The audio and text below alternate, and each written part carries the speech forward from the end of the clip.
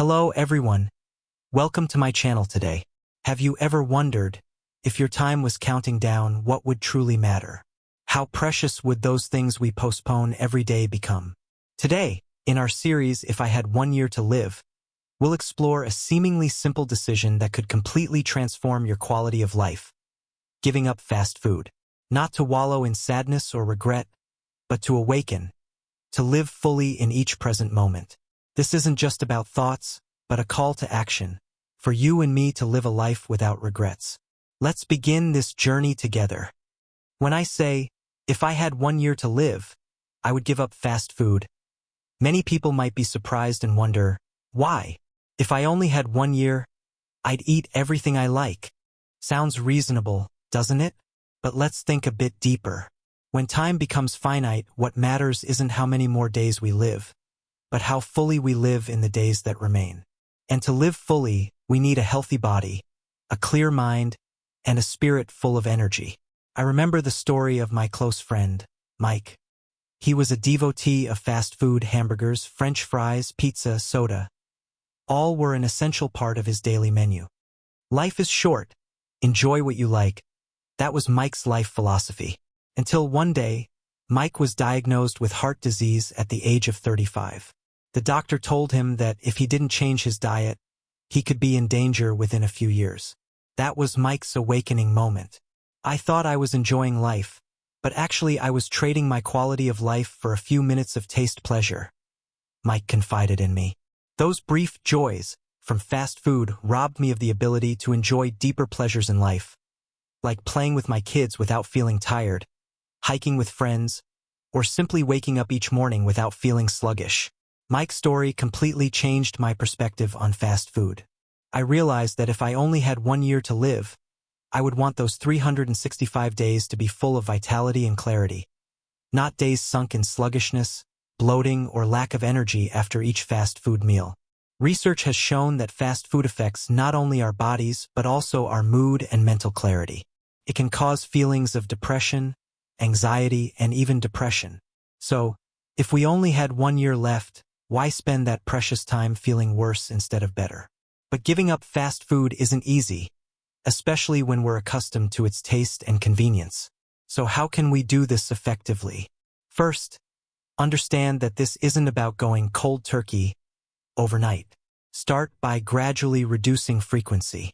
If you eat fast food 5 times a week, reduce it to 3 times, then once, and finally give it up completely. Next, learn about the concept of real food. These are whole foods, unprocessed by industry, rich in nutrients and natural flavors. You'll be surprised to discover that a fresh apple can be sweeter and more satisfying than an industrial pastry.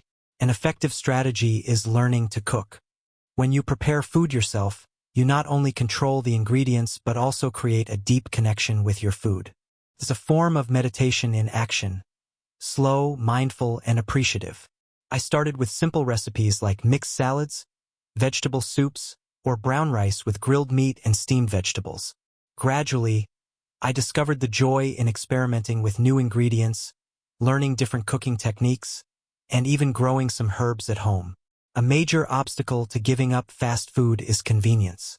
We're all busy, and sometimes stopping at a fast food restaurant is just too easy. To overcome this, prepare meals in advance. Take time on the weekend to cook and prepare food for the whole week. There are many smart food containers that can help keep food fresh for days. Another important thing is building a support network. Share your goal with family and friends. They might join you or at least respect and support your choice. And don't forget to reward yourself. Every time you resist the temptation of fast food, use the money you save to reward yourself with a new experience. A massage, a good book, or a professional cooking class. Giving up fast food isn't just about physical health. It's also a journey toward mindfulness, slowing down in a world that's moving too fast.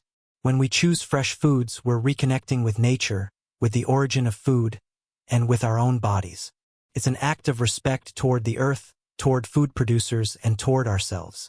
Writer Michael Pollan said, "Eat food, not too much, mostly plants." A simple but profound advice that captures the essence of a healthy and sustainable lifestyle. I once read a story about a community in Okinawa, Japan, which has the highest percentage of people living over 100 years in the world. One of their secrets is practicing hara hachi biyu, only eating until they're 80% full. They eat slowly, savor each bite, and stop before feeling too full.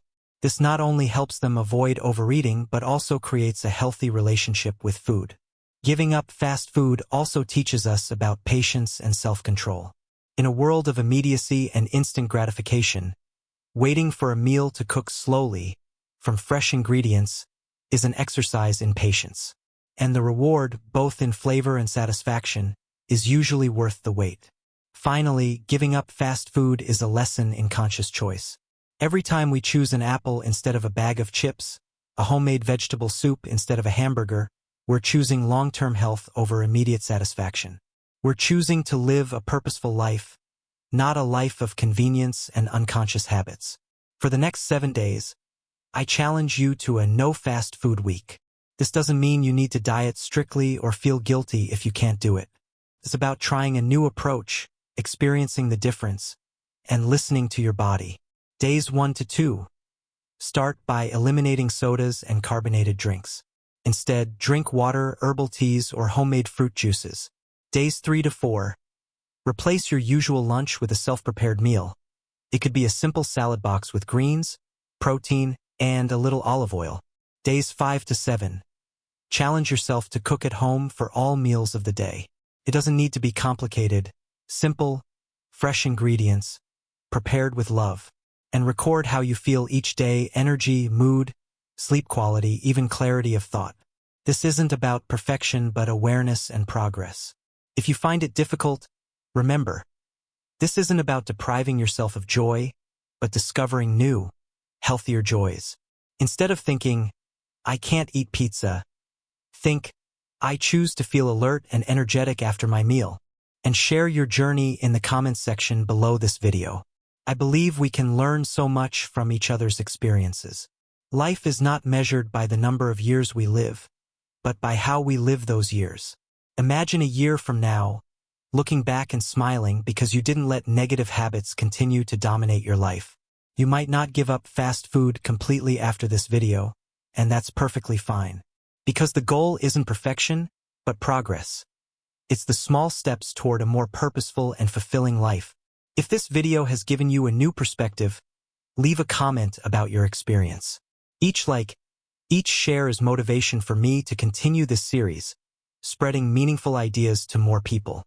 Don't forget to subscribe to not miss the next episode in the If I Had 1 Year to Live series. Because whether time is long or short, what matters most is how we use it. See you next week with the topic, If I Had 1 Year to Live, I would spend 10 minutes each day meditating. Remember, each moment is a gift. Unwrap it with all appreciation and a healthy body,